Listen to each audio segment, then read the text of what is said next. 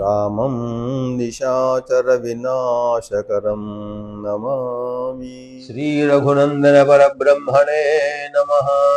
అథ అష్టాదశ సర్గః. తస్మిన్నేవ తతః కాలే రాజపుత్రీ త్వనిందిత రూపయౌవన సంపన్నం భూషణోత్తమ భూషితం తతో దృష్ట్వైవ వైదేహి రావణం రాక్షసాధిపం ప్రావేపతవరారోహ ప్రవాతే కదలీయధ. కదలీయద కదలీ వృక్షము ఈ విధంగా విపరీతమైనటువంటి గాలికి విలవిలలాడుతూ అటు ఇటు కొట్టుకుంటూ వణికిపోతూ ఉంటుందో అటువంటి దృశ్యాన్ని ఇక్కడ వాల్మీకి మహర్షి వర్ణిస్తున్నాడు. రావణాసుడు తన దగ్గర వస్తున్నాడు అనేటువంటి విషయాన్ని తెలియగానే ఆ సీతమ్మ ఆ విధంగా భయంతో వణికిపోయిందట. భయంకరమైనటువంటి గాలి చేత అలలాడుతున్నటువంటి అరటి చెట్లు ఏ విధంగా వణికిపోతూ ఉంటాయో ఆ విధంగా వణికిపోయిందట. తస్మిన్నేవ తతః కాలే రాజపుత్రీ త్వనిందిత రూపయౌవన సంపన్నం భూషణోత్తమ భూషితం. వాడు ఇక్కడ వర్ణిస్తున్నాడు. రూప యౌవన సంపన్నం కలవాడు, భూషణోత్తమ భూషితం అంటే రకరకాలైనటువంటి విశాలమైనటువంటి అందమైనటువంటి భూషణాలతో అలంకరింపడినటువంటి అందగాడు అయినటువంటి ఆ రావణాసురుడు వస్తున్నటువంటి ఆ దృశ్యాన్ని చూసి తతో దృష్ట్వైవ వైదేహి రావణం రాక్షసాధిపం ప్రావేత వరారోహ ప్రవాతే కదలీయద. బాగా దట్టమైనటువంటి గాలిచే తాకబడినటువంటి ఆ కదలీ వృక్షాలు ఏ విధంగా వణుకుతాయో ఆ విధంగా వణికిపోతూ ఉందట భయంతో. భయ విహ్వలైనటువంటి ఈ వైదేహి ఆచ్ఛాద్యోదరమూర్భ్యాం బాహుభ్యాంచ పయోధరౌ ఉపవిష్ట విశాలాక్షి రుదంతి వరవర్ణిని. విశాలమైనటువంటి సౌందర్యం ఈమెది, శ్రేష్టమైనటువంటి రూపము గలది. అటువంటి ఈమె తన తొడలను మోకాళ్ళ చేత కప్పుకుంటూ తన స్తనాలను వాటి చేత కప్పుకుంటూ తనను తాను రక్షించుకునేటువంటి ప్రయత్నం చేస్తుంది, తనను తాను కాపాడుకునేటువంటి ప్రయత్నం చేస్తున్నటువంటి ఆ విశాలాక్షి అయినటువంటి ఆ సీతను చూస్తే ఈ విధంగా కనపడింది. రుదంతి కన్నులలో ధారలుగా కారబడుతున్నటువంటి కన్నీళ్ల చేత కనపడిందట. అటువంటి ఆ విధంగా కూర్చొని ఉందట. వరవర్ణిని అని వర్ణిస్తున్నాడు ఇక్కడ. వరవర్ణిని అంటే సాధారణంగా ఉత్తమమైనటువంటి స్త్రీలను వరవర్ణిని అని చెప్పి మనము ఉపమానంగా వాడుతూ ఉంటాం. అంటే శ్రేష్టమైనటువంటి గుణము, శ్రేష్టమైనటువంటి సౌందర్యము, శ్రేష్టమైనటువంటి పాతివ్రత ధర్మములు కలది. వరుణ్ణి మాత్రమే అంటే తన భర్తను మాత్రమే మనస వాచ కర్మణ సర్వకాల సర్వ అవస్థలయందు సేవించుకునేటువంటి స్త్రీని వరవర్ణిని అంటారు. అమరకోశం. అట్లా వాల్మీకి మహర్షి ఈ సీతాదేవిని వరవర్ణిని అని చెప్పి వర్ణిస్తున్నాడు. దశగ్రీవస్తు వైదేహీం రక్షితాం రాక్షసీ గణైః దదర్శ సీతాం దుఃఖార్తాం నావం సన్నామివార్ణవే. అర్ణవము అంటే సముద్రం. రాక్షస స్త్రీ సమూహముల చేత రక్షింపబడుతున్నటువంటి కాపాడబడుతున్నటువంటి దుఃఖము చేత దుఃఖాగ్ని చేత దహింపబడుతున్నటువంటిది అయినటువంటి ఈ సీతాదేవి సముద్రమునందు ఒకవేళ ఓడ మునిగిపోతే ఏ విధంగా ఉంటుందో అటువంటి స్థితిలో ఈ సీతమ్మ ఉంది అని చెప్పి వర్ణిస్తున్నాడు వాల్మీకి మహర్షి. దశగ్రీవస్తు వైదేహీం రక్షితాం రాక్షసీ గణైః దదర్శ సీతాం దుఃఖార్ధాం నావం సన్నామివార్ణవే అసంవృతాయాం అసీనాం ధరణ్యాం సంశితవ్రతాం ఛిన్నాం ప్రపతితాం భూమౌ శాకామివ వనస్పతే. ఎట్టి ఆసనము లేకుండా, అంటే కింద చాప కానీ లేదా ఇంకే ఆసనం కానీ లేదా దుప్పటి కానీ ఏదీ లేనటువంటి కటిక నేల మీద కూర్చొని ఉన్నటువంటి సీతాదేవిని చూశాడు. తర్వాత ఆమె యొక్క స్థితి ఏ విధంగా ఉంది? దృఢంగా ఉంది, చంచల స్థితి లేదు. ఎటువంటి దృఢత్వం కలిగి ఉన్నది? రాముడు తప్పకుండా వస్తాడు, రాముడు నన్ను కాపాడుతాడు అనేటువంటి దృఢమైనటువంటి విశ్వాసంతో ఉన్నటువంటి. ఇంకా ఈ విధంగా ఉన్నది, ఒక చెట్టు నుంచి ఒక కొమ్మను కొట్టివేస్తే నేల మీద ఏ విధంగా పడి ఉంటుందో, పడిపోతుందో ఆ విధంగా పడి ఉన్న సీతాదేవి ఈ శిల్ప వృక్షం కింద. మల మండన చిత్రాంగీం మండనార్హం అమండితం మృణాలి పంక దిగ్ధేవ విభాతి న విభాతి చ. అలంకారం చేయబడకపోవడం వల్ల, దుమ్ము చేత ధూళి చేత కప్పబడినటువంటి, నీరసించిన ఆహారం లేకపోవడం చేత నీరసించినటువంటి,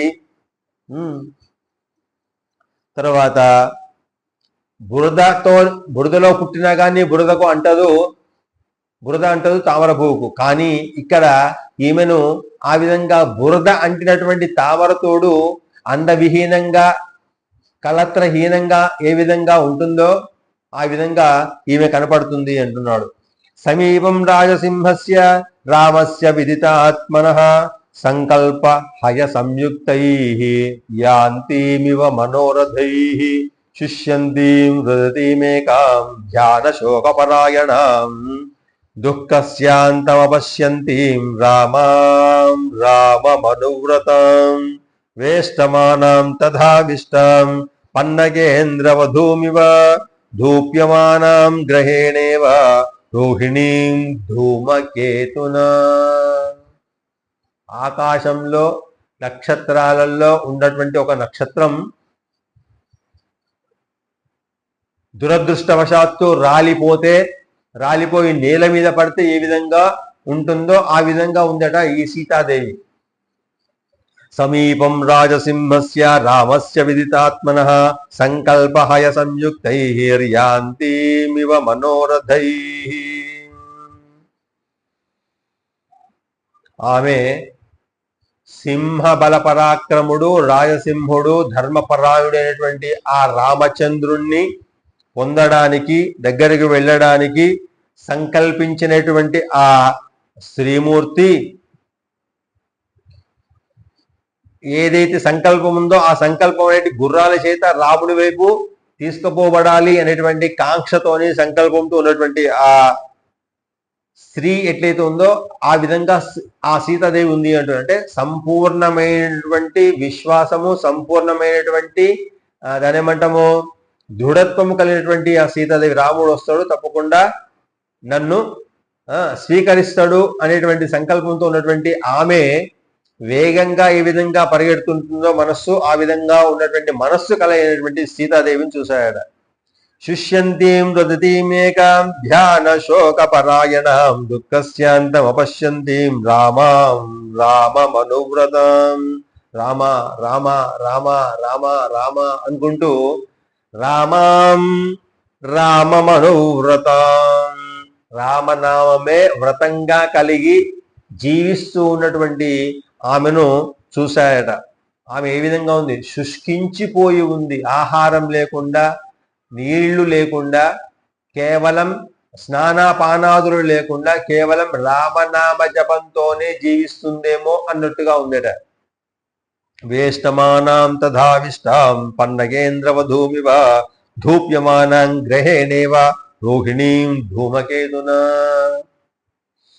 అంటే మంత్ర ప్రభావం చేత కట్టుబడేటువంటి ఒక మహా సర్పము తనను తాను ఏ విధంగా చుట్టుకొనబడి ఉంటుందో, అంటే మంత్రవేత్తలైనటువంటి వాళ్ళు, మంత్రద్రష్టలైనటువంటి వాళ్ళు గొప్ప గొప్ప సర్పాలను కూడా తమ మంత్ర శక్తి చేత అట్లా శిలలుగా కదలకుండా, స్టాచ్యూ అంటాం మనం, కదలకుండా చేసేటువంటి శక్తి ఉంటుంది మంత్రవేత్తలకు, మంత్రద్రష్టలకు.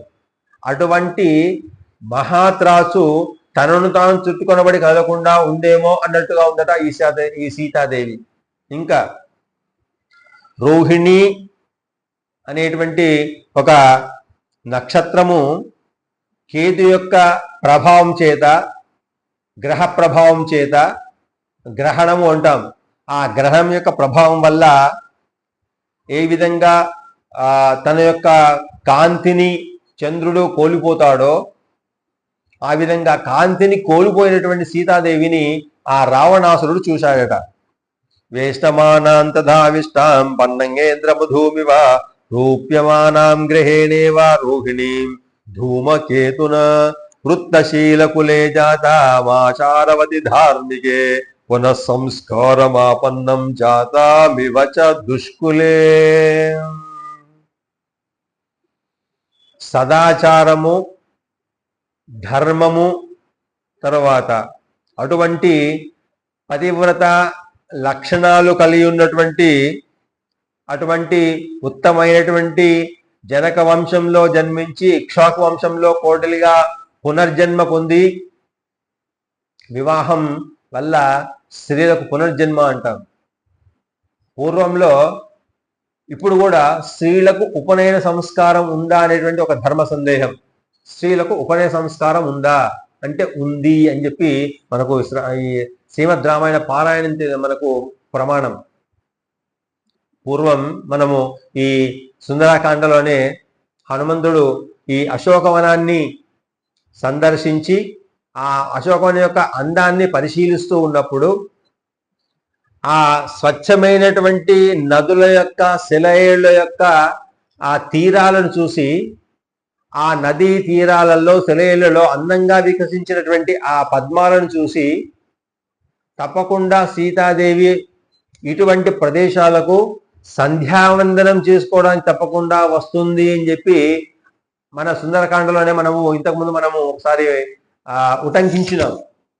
దాన్ని బట్టి స్త్రీలకు వివాహము అనేది ఒక సంస్కారం ఉందో ఆ సంస్కారం ఉపనయనముతో సమానము.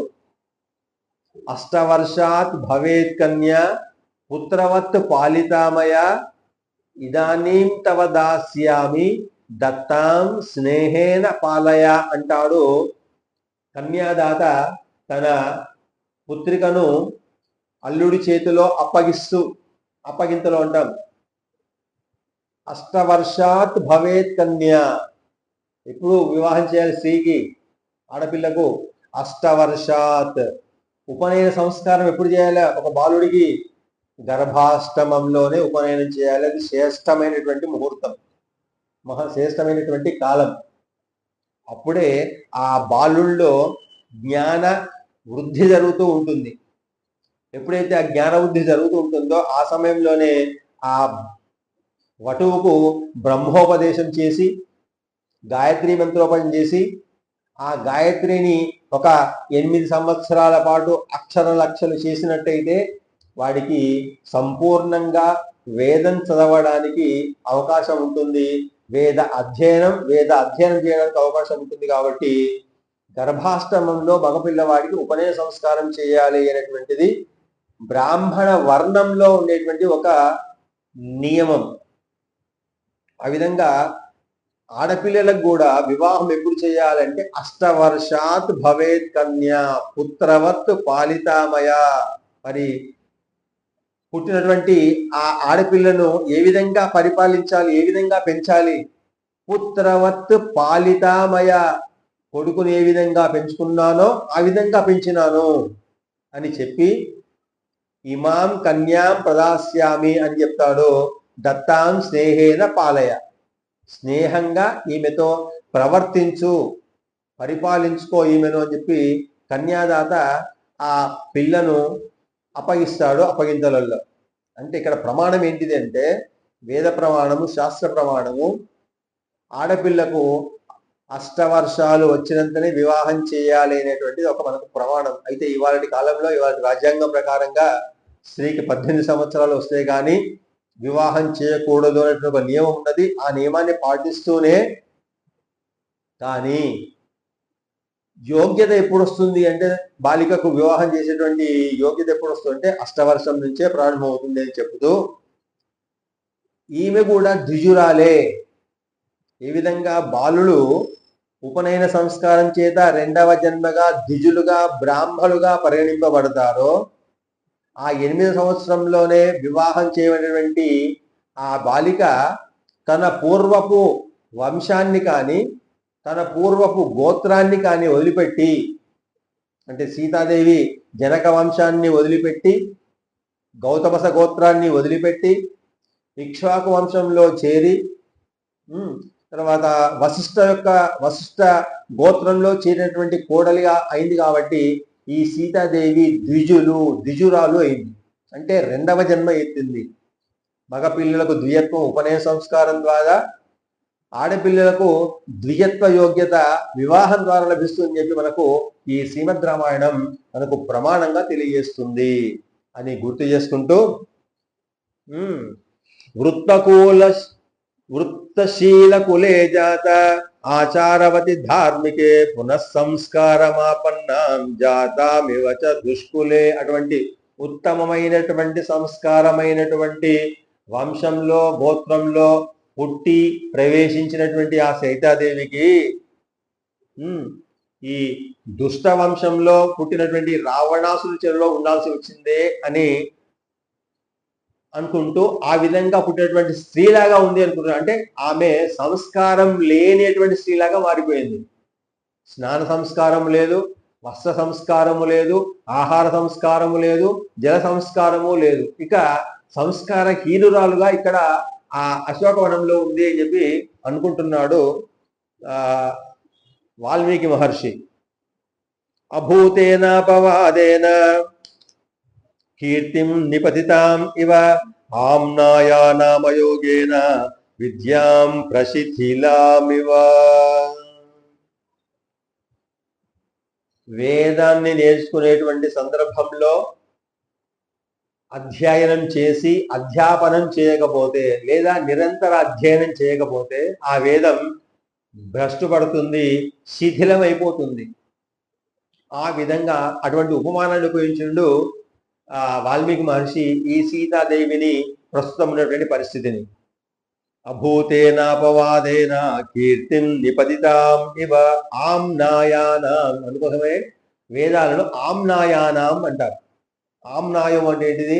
నిరంతరం అధ్యాపనం చేసేటువంటి యోగ్యత కలది వేదము. అందుకోసం దాన్ని ఆమ్నాయం అంటే నిరంతరం దాన్ని స్మరిస్తూ ఉంటే దాని యొక్క శక్తి ఈ భూప్రపంచంలో ప్రాణికోటికి అంతరికి కూడా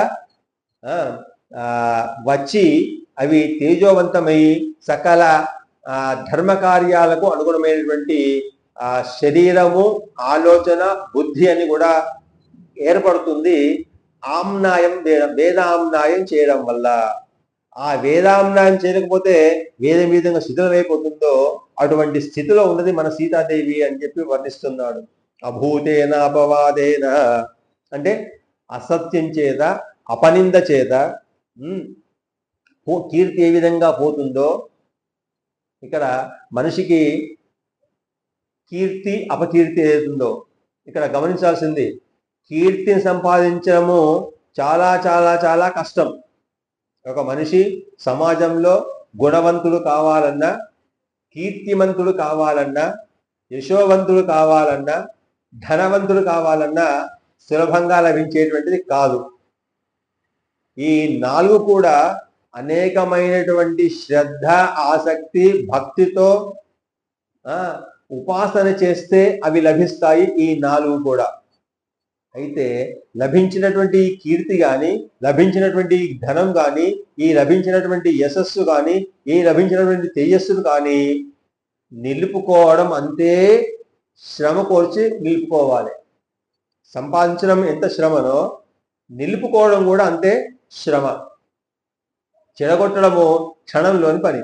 కాబట్టి సంపాదించింది ఏదైతే ఉందో అది యశస్సు కానీ, కీర్తి కానీ, తేజస్సు కానీ, విద్య కానీ, జ్ఞానం కానీ అది చెడిపోకుండా కాపాడుకోవాల్సినటువంటి బాధ్యత వాళ్ళ మీద, నేర్చుకున్న వాళ్ళ మీద తప్పకుండా ఉంటుంది అంటూ అభూతేనాపవాదేన పొందినటువంటి కీర్తి అంతా కూడా నింద ద్వారా ఏదైతే ఆ కీర్తి అంతా కూడా తొలగింపబడుతుందో, నాశనమైపోతుందో అటువంటి స్థితిలో ఉన్నటువంటి ఈ స్త్రీమూర్తిని చూశాయట.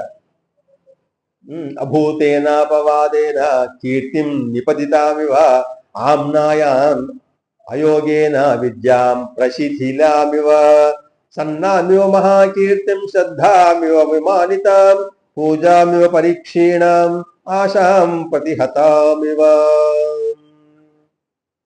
ఆ విధంగా క్షీణించిన మహాకీర్తి ఏ విధంగా ఒక మనుష్య రూపంలో ఉంటుందో ఆ మనుష్య రూపంలో ఈశ్వరదేవి కనపడ్డట్టుగా ఉంది అట.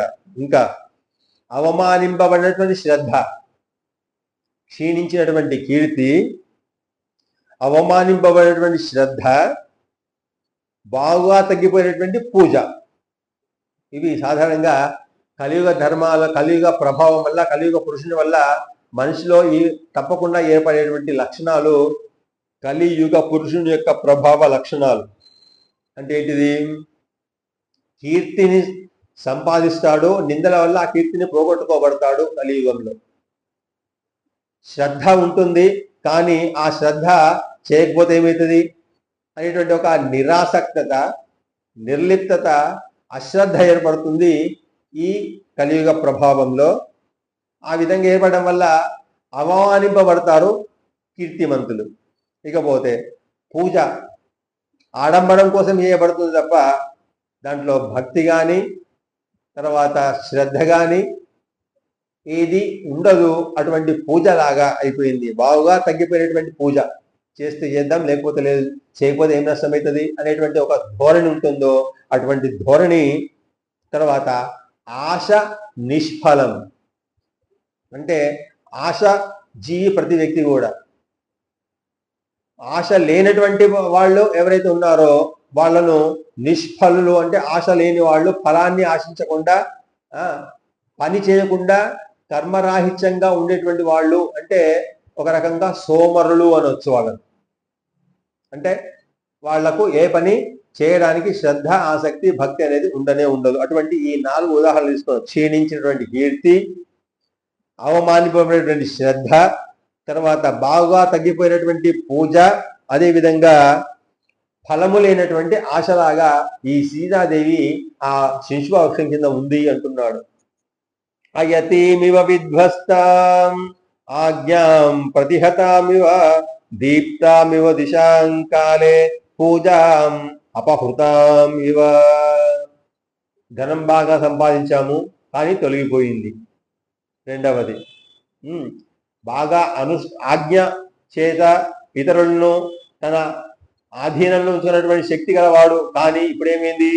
ఆ అనుష్ఠింపబడినటువంటి ఆజ్ఞ అంటే తన మాటను ఎవరు వినకుండా అయిపోయిందో.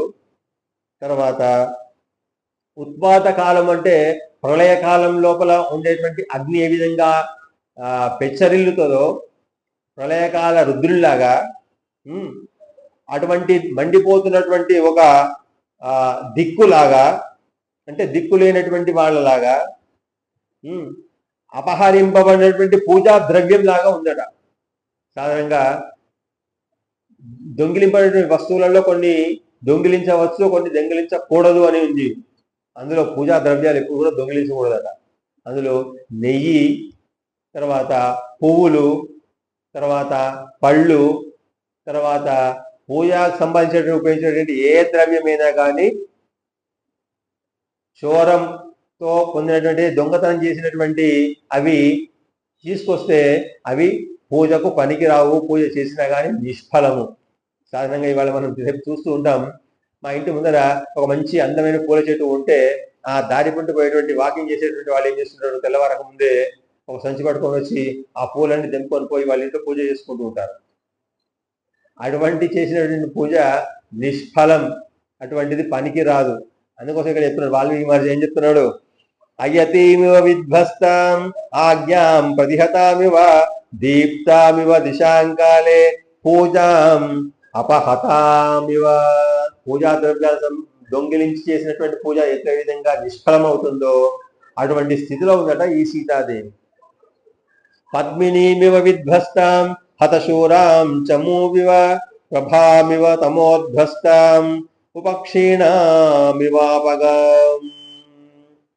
మంచు మొదలైనటువంటి అతి శీతలమైనటువంటి పదార్థాల చేత, బురద చేత కప్పివేయటువంటి తామరతీగ ఏ విధంగా ఉంటుందో ఆ విధంగా, తర్వాత భీభత్సంగా శూరుల చేత సైన్యం చేత చంపబడినటువంటి ఆ సైన్య యొక్క యుద్ధ క్షేత్రం ఏ విధంగా ఉంటుందో ఆ విధంగా, తర్వాత కాంతి ఎప్పటిదాకా బాగా ఉంది కానీ సంధ్యా సమయం అయింది, సూర్యుడు అస్తమించాడు, చీకటి ఆవరించింది, అటువంటి స్థితిలాగా అంటే ఉద్రిక్తమవుతున్నటువంటి చీకటిలాగా, తర్వాత నీళ్ళంతా కూడా ఇంకిపోయినటువంటి నదిలాగా కనబడుతూ ఉంది సీతాదేవి ఆ హనుమంతునికి.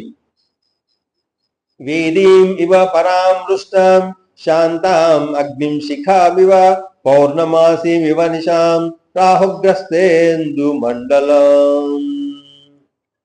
అప్పటిదాకా బాగా యజ్ఞాలు క్రతువులు బ్రహ్మాండంగా జరిగినాయి, కానీ కొద్ది కాలంలోనే ఆ యజ్ఞ వాటిక అంతా కూడా శిథిలమైపోయినట్టుగా ధ్వంసమైపోయినట్టుగా ఏ విధంగా ఉంటుందో ఆ విధంగా ధ్వంసమైపోయింది. వేదీమివ పరామృష్టాం శాంతామగ్నిశిఖామివ పౌర్ణమాసీమివ నిశాం రాహుగ్రస్తేందు మండలం. బ్రహ్మాండంగా యజ్ఞ యాగ క్రతువులు జరిగినాయి, జాజ్వల్యమానంగా పూర్ణాహుతి అయిపోయింది, ప్రసాద వితరణ అయిపోయింది, అన్నదానం అయిపోయింది, యజ్ఞవాటిక ఖాళీ అయిపోయింది. ఆ యజ్ఞకుండంలో నిప్పంతా కూడా చల్లారితే ఈ విధంగా ఉంటుందో ఆ విధంగా ఉందట సీతాదేవి యొక్క పరిస్థితి.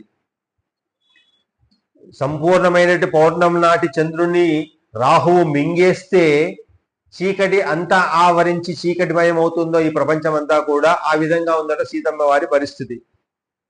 ఉత్కృష్ట పర్ణకమలాం విత్రాసిత విహంగమాం హస్తి హస్త పరామృష్టాం ఆకులాం పద్మినీవ. ఒక పెద్ద మదించినటువంటి ఏనుగు ఒక సరస్సులో నిండుగా ఉన్నటువంటి పద్మాలు నిశ్చలంగా ఉన్నటువంటి నీళ్లలో ప్రవేశిస్తే బలంతో ఉన్నటువంటి ఆ ఏనుగు తన తొండం చేత తన కాళ్ళ చేత ఆ సరస్సును ఆ పద్మాలను ఏ విధంగా ధ్వంసం చేస్తే ఏ విధంగా భీభత్సంగా ఉంటుందో అంత భీభత్సంగా ఉన్నటువంటి వాతావరణం ఎట్లా ఉంటుందో అటువంటి స్థితిలో ఉందట మన సీతమ్మ ఆ రావణాసురుణ్ణి చూడగానే.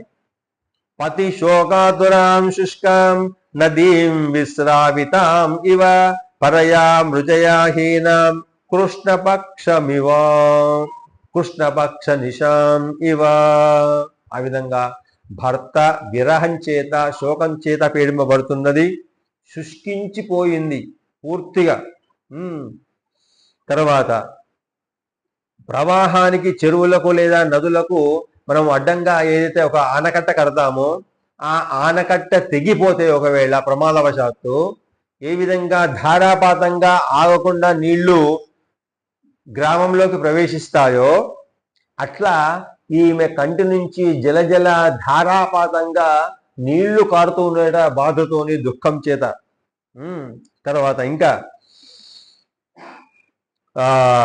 బహుళ పక్షమునందలి అంటే అమావాస్య నాటి చంద్రుడు ఏ విధంగా ఉంటాడో చిక్కటి చీకటిని బాధకు మనము రెఫరెన్స్ గా తీసుకుంటాం, నలుపును బాధకు కష్టానికి నష్టానికి రెఫరెన్స్ గా తీసుకుంటాం. అట్లా ఈమెను కూడా నిశి అంటే అమావాస్య నాటి రాత్రి ఏ విధంగా చీకటి పరుచుకో ఉంటుందో ఈమె మనస్సు ఈమె శరీరం కూడా ఆ విధంగా పడి ఉన్నది అంటున్నాడు. సుకుమారీం సుజాతాంగీం రత్న గర్భ గృహోచితాం తప్యమానామివోష్ణేన మృణాలి మచిరోద్ధృతం. అటువంటి సుకుమారమైన కోమలమైన రాజమందిరాలలో కాలు కడప దాటకుండా కాళ్ళు కందిపోతుందేమో అనేంత సుకుమారంగా పెరిగినటువంటి ఆ స్త్రీమూర్తి, అటువంటి వాతావరణానికి అలవాటు పడినటువంటి ఆ స్త్రీమూర్తి పెకిలింపబడినటువంటి స్థితి వేడిం చేత వాడిపోయినటువంటి తామర తూడులాగా ఉందట. అంటే నీళ్ళల్లో ఉన్నంతసేపు తామర పువ్వు స్వచ్ఛంగా విరబూసి సువాసన వెదలుతూ ఉంటది. ఎప్పుడైతే మనము ఆ స్థానం నుంచి మనము నీళ్ళలోంచి పీకుతామో ఆ సూర్యుని కాంతి అప్పటి వరకు పడినటువంటి సూర్యకాంతి వల్ల తామర వెలుగుతుంది, విరజిమ్ముతుంది, సువాసన వెదలుతుంది, వికసిస్తుంది. కానీ ఆ తామర పువ్వును మనము నీళ్ళలోంచి పైకి లాగి ఒడ్డు మీద వేస్తే ఆ సూర్యుని యొక్క కిరణాలు ఏమి వెళ్ళిపోయి ఏమవుతాయి, ఆ తామర తోడును, తామర పువ్వును, తామర మందారాన్ని లేదా వికాసాన్ని నశింపజేస్తుంది, కృషింపజేస్తుంది. ఆ విధంగా ఉన్నట్టుగా ఈ సీతాదేవి ఉన్నదట. తర్వాత గృహీతాం ఆలితాం స్తంభే యూధపేన వికుతాననాం నిశ్వసంతిం సుదుఃఖార్థం గజరాజ మధూమివ. అప్పటి వరకు తన భర్త చేత, మగ ఏనుగు చేత తిరిగి సంచారం చేసి సుఖాన్ని, ఆనందాన్ని పొంది సంతోషాన్ని పొందినటువంటి ఒక ఆడ ఏనుగు ఆ గుంపు నుంచి దూరంగా తీసుకోబడితే ఆ మగ ఏనుగు యొక్క విరహం చేత ఏ విధంగా ఆ ఆడ ఏనుగు దుఃఖిస్తుందో అటువంటి దుఃఖాన్ని పొంది ఉన్నదట ఈ సీతాదేవి. గృహీతాం ఆలితాం స్తంభే యూధపేన వినాకృతాం నిశ్వసంతిం సుదుఃఖార్థం గజరాజ మధూం ఇవ. ఆ విధంగా నిట్టూరుస్తూ ఉందట. ఆ నిట్టూరుస్తున్నటువంటి ఆ వేడి జ్వాలలు బాగా వేడిగా ఉన్నాయట, అధిక దుఃఖం చేత పీడింపబడుతూ ఉన్నదట. ఏకయా దీర్ఘయా వేణ్య శోభమానం అయత్నతః నీలయా నీరదాపాయే వనరాజ్య మహీమివ. వర్షాకాలం అయిపోయిన తర్వాత భూమి అంతా కూడా ఏ విధంగా ఉంటుంది, నల్లని చిక్కని పచ్చని, పచ్చదనంలో కూడా నలుపుదనం కనపడుతుంది.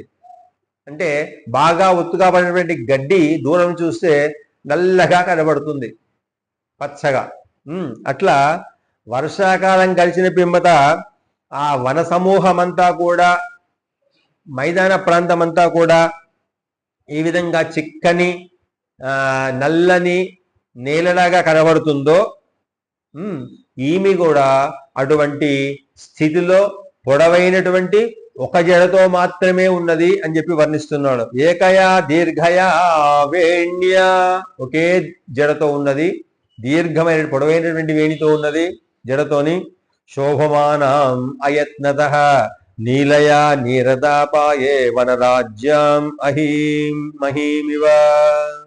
ఇంకా ఉపవాసేన శోకేన ధ్యానేన చ భయేన చ పరీక్షీణాం కుశాందీనాం అల్పాహారం తపోధన. ఉపవాస, సాధారణంగా ఉపవాసం అనగానే మనము ఏకాదశిని లేదా ముక్కోటి ఏకాదశిని లేదా మహాశివరాత్రిని అయ్యా మేము ఉపవాసం ఉంటున్నాము, ఇవాళ మేము ఆహారం తీసుకోము అని చెప్పి అంటూ ఉంటారు. ఉపవాసం అంటే అది అర్థం కాదు. ఉప అంటే సమీపంగా, వాసం అంటే ఉండటము. అంటే ఎవరికి సమీపంగా ఉండాలి, భగవన్ నామానికి, భగవత్ అర్చనకు సమీపంగా ఉండడాన్ని ఉపవాసము అంటాం తామే. కానీ మనం ఏంటిదంటే ఉపవాసం అనగానే ఆహారం తినము లేదా అన్నం తినము అనేటువంటి పేరుతోని అటుకులు, అరటి పండ్లు బాగా లాగించడము మనం ఉపవాసం అనుకుంటాం. కానీ ఇక్కడ చెప్తున్నాడు ఉపవాసేన శోకేన ధ్యానేన చ భయేన చ. ఉపవాసము అంటే ఒక రకంగా ఆహారం అంటే పరిమితమైనటువంటి పరిమాణంలో తీసుకొని, ఎందుకంటే ఆహారం కడుపు నిండా ఉంటే మనకు భగవంతుని మీద దృష్టి, ధ్యానం నిలవదు, నిద్ర వస్తుంది, ముఖ్యంగా సోమరితనం వస్తుంది, మత్తు వస్తుంది. కాబట్టి ఆహారానికి దూరంగా ఉంటే భగవంతుడికి దగ్గరగా ఉండవచ్చును అనేటువంటి సూచిస్తుంది ఉపవాసం. ఆ విధంగా సీతాదేవి కూడా నిరంతరము ఆ రామచంద్రుని యొక్క ధ్యానం చేత ఉపవాసం అంటే దగ్గరగా ఉన్నది. ఎవరికి దగ్గరగా ఉన్నది, రాముని యొక్క నామానికి దగ్గరగా ఉన్నది, రాముని యొక్క నామాన్ని ఉపాసన చేస్తూ ఉన్నది. ఆ ఉపాసనలో రామునికి దూరంగా ఉన్నటువంటి ఆ దుఃఖం లోపల ఆ ధ్యానం చేత రాముడు వస్తాడనే విశ్వాసం ఉన్నా కానీ ప్రస్తుతానికి ఈ రావణాసుని యొక్క ఆగడాలను చూస్తే, వాడి యొక్క భయోత్పాతాన్ని చూస్తే ఈమె వణికిపోతుంది భయంతోని. అటువంటి భయం చేత క్షీణించిపోయి ఉంది, దీనురాలుగా కనబడుతూ ఉన్నది. అయితే అల్పాహారం అంటాడు చివర్లా. ఏమంటాడు? ఉపవాసేన శోకేన ధ్యానేన చ భయేన చ పరీక్షీణాం కృషాందీనాం అల్పాహారం తపోధనం. ఇక్కడ ఒక అల్పాహారం అనే ప్రయోగాన్ని ప్రయోగించిండు వాల్మీకి మహర్షి. ఉపవాసం చేయాలే, కానీ ఇక్కడ ఏం చెప్తున్నాడు? అల్పాహారం. సీతాదేవి కూడా రాముణ్ణి గురించి తపస్సు చేస్తూ ఉంది, బాధతో ఉంది, దుఃఖంతో ఉంది రావణాసుని యొక్క భయం వల్ల. కానీ తాను జీవించి ఉండాలి కదా. ఇప్పుడు కొన్ని నెలలు గడిచిపోయింది. ఈ శరీరం నిలబడాలి అంటే, మళ్ళీ నేను రామునికి చెందబడాలి అంటే ఈ శరీరం నిలబడి ఉండాలి. ఈ శరీరం నిలబడి ఉండాలంటే ఏం చేయాలి? ఈ శరీరం నిలబడడానికి అవసరమైనటువంటి అల్పాహారం అంటున్నాడు వాల్మీకి మహర్షి. అల్పాహారాన్ని మాత్రం స్వీకరిస్తుంది. ఎందుకంటే ఆహారం లేకుండా శరీరం నిలబడదు కాబట్టి, మరణించేటువంటి అవకాశం ఉంటుంది కాబట్టి. అప్పుడు రాముడి యొక్క లక్ష్యము నెరవేరదు, సీతాదేవి యొక్క లక్ష్యము నెరవేరదు కాబట్టి, రాముడు వచ్చే వరకు జీవించి ఉండాలి కాబట్టి అల్పాహారం తపోధనం, అల్పాహారం తీసుకుంటూ తపోధనురాలిగా ఇక్కడ పడి ఉన్నది అంటున్నాడు. అయాచమానాం దుఃఖార్ధాం ప్రాంజలిం దేవతాం ఇవ భావేన రఘుముఖ్యస్య దశగ్రీవ పరాభవం. దుఃఖం చేత పీడింపబడినా కానీ ఆ రఘుపుంగవుని యొక్క, శ్రీరామచంద్రుని యొక్క పాదాలకు నమస్కరించి అంజలి ఘటించి శ్రీరాముని యొక్క అంటే దశగ్రీవుని యొక్క, శ్రీరాముని యొక్క ప్రభావం చేత దశగ్రీవుని యొక్క పరాభవం జరగడం చూడాలి తప్పకుండా ఈమె. అందుకోసమైనా జీవించి ఉండాలి. అంటే రాముడు వస్తాడు, రావణాసురుడు సంహారం చేస్తాడు, ఆ దృశ్యాన్ని నేను తప్పకుండా చూడాలి. ఇది లక్ష్యం. సీతారాముల యొక్క లక్ష్యం ఏంటిది అనేది ఇక్కడ తెలుస్తుంది. అయాచమానాం దుఃఖార్ధాం ప్రాంజలిం దేవతామివ భావేన రఘుముఖ్యస్య దశగ్రీవ పరాభవం. మనస్సులో ప్రార్థిస్తుంది, ఎప్పుడా ఎప్పుడా ఈ దశగ్రీవునికి పరాభవం ఎప్పుడు జరుగుతుందా? పరాభవం అంటే ఏంటిది? అవమానం. అవమానం అంటే ఏంటిది? అతడు మరణింపబడాలి, తాను శ్రీరాముని దగ్గరికి చేర్చబడాలి. సమీక్షమాణాం రుదీమనిందితాం సుపక్ష్మతామ్రాయత శుక్లౌక్షణాం అనువ్రతాం రామమతీవ మైథిలీం ప్రలోభయామాస వధాయ రావణః. చూస్తున్నది, దుఃఖిస్తున్నది, అయినా కానీ నిందింపబడనిది అనేటువంటి సీతాదేవి. మంచి అందమైనటువంటి, ఎర్రనైనటువంటి, విశాలమైనటువంటి, స్వచ్ఛమైనటువంటి, తెల్లని కన్నులు కలిగినటువంటి ఆ సీతాదేవి రాముణ్ణే పొందాలనేటువంటి వ్రతముగా కలది. అనువ్రతం అంటున్నాడు ఇక్కడ. అనువ్రతం రామం అతీవ మైథిలీం. రాముణ్ణి పొందాలనేటువంటి వ్రతము మనం సాధారణంగా సత్యనారాయణ వ్రతము అంటాం, లేదా వరలక్ష్మి వ్రతము అంటాం, వైభవ లక్ష్మి వ్రతము అంటాం, సంతోషి మాత వ్రతము అంటుంటాం. వ్రతము అంటే ఏంటిది? నియమాలకు లోబడి, పద్ధతులకు లోబడి, శాస్త్రం ఏ విధంగా చెప్పిందో ఆ పద్ధతులను అనుసరిస్తూ పూజ అర్హమైనటువంటి వస్తువులను, ఆ వస్తువులు కూడా ధర్మమైనటువంటి మార్గంలో సంపాదించేటువంటి ధర్మతోని మాత్రమే. నేను యజ్ఞాలు యాగాలు చేస్తాను, కానీ అది అధర్మమైనటువంటి ధర్మతోని అని ఆ ధనాన్ని ఉపయోగిస్తే ఆ యజ్ఞము ఆ క్రతువు నిష్ఫలం. వ్రతం ఏ విధంగా ఉండాలి? నియమాలకు లోబడి ఉండాలి. తర్వాత ఉపయోగించేటువంటి ధనము, ఉపయోగించేటువంటి వస్తువులు కూడా ధర్మ పద్ధతిలో సంపాదించిన ధనాన్ని ఉపయోగిస్తేనే ఆ వ్రతానికి ఫలితం లభిస్తుంది తప్ప నేను ఎన్నో పూజలు చేశాను, ఎన్నో వ్రతాలు చేశాను, భగవంతుడు నా మీద కరుణ చూపించడం లేదు, నా కోరిక నెరవేరడం లేదు, నా కొడుకు ఉద్యోగం రావడం లేదు, నా కొడుకు పెళ్లి అవడం లేదు, నాకు ఇంకేదో లభించడం లేదు, ఇంకేదో లభించడం అని చెప్పి మనం వాపోతూ ఉంటాం. కానీ నువ్వు ఎన్ని కార్యక్రమాలు చేసినా, ఎన్ని పూజలు చేసినా, ఎన్ని వ్రతాలు చేసినా నువ్వు చేసేటువంటి దాంట్లో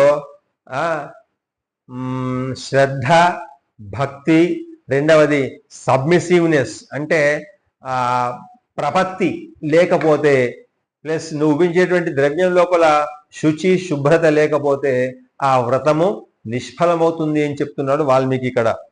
సమీక్షమాణాం హృదీం మనిందితాం సుపక్ష్మతాం రాయత శుక్లలోచనాం అనువ్రతాం రామమతీవ మైథిలీం ప్రలోభయామాస వధాయ రావణః. ఈ సీతాదేవి యొక్క వ్రతంలో 2 ఫలాలు ఉన్నాయి. 2 ఫలితాలను ఆశించి చేస్తుంది. ఒకటి, రాముడు ఇక్కడికి రావాలి, తనను స్వీకరించాలి. దానికంటే ముందు రావణాసురుడు సంహరింపబడాలి. ఇవి 2 వ్రతం యొక్క ఫలితాలను ఈమె ఆశించి చేస్తూ ఉంది. అనువ్రతాం రామమతీవ మైథిలీం ప్రలోభయామాస వధాయ రావణః. ఇది సుందరకాండే 19 సర్గః సంపూర్ణం అని వాల్మీకి మహర్షి ఈ 19వ సర్గాన్ని పూర్తి చేస్తూ సీతాదేవి ఈ శింశువా వృక్షం కింద అశోకవనంలో ఒక వ్రతాన్ని ఆచరిస్తూ ఉంది. ఏమా వ్రతము? అల్పాహారం తీసుకుంటూ, ఉపవాసం చేసుకుంటూ, అల్పాహారం అంటే మితమైనటువంటి ఆహారం తీసుకుంటూ, తాను శరీరం జీవించి ఉండాలి కాబట్టి అల్పాహారం తీసుకుంటూ, ఉపవాసం చేస్తూ. దేనికి ఉపవాసం? రామ నామ సంకీర్తన అనేటువంటి ఉపవాసం. సమీపంగా ఉంటూ, రాముడి యొక్క నామానికి సమీపంగా ఉంటూ, రాముడి యొక్క ఆకారాన్ని మనసులో ధ్యానిస్తూ, నిరంతరం ధ్యానిస్తూ వ్రతం చేస్తూ ఉంది. ఆ వ్రతాన్ని ఏమాశించి చేస్తుంది? రాముడు నన్ను స్వీకరించాలి, రావణాసురుణ్ణి సంహరించాలి అనేటువంటి ఈ 2 ఫలితాలను కోరుకుంటూ వ్రతం చేస్తూ ఉందట. సమీక్షమాణాం హృదీం అనిందితాం సుపక్ష్మతాం రాయత శుక్లలోచనాం అనువ్రతాం రామమతీవ మైథిలీం ప్రలోభయామాస వధాయ రావణః. ఇది శ్రీమద్ రామాయణే సుందరకాండే 19 సర్గః. మంగళం కోసలేంద్రాయ మహనీయ గుణాత్మనే చక్రవర్తి తనూజాయ సార్వభౌమాయ మంగళం. సర్వం శ్రీరామచంద్రార్పణమస్తు. ఓం స్వస్తి. Yeah.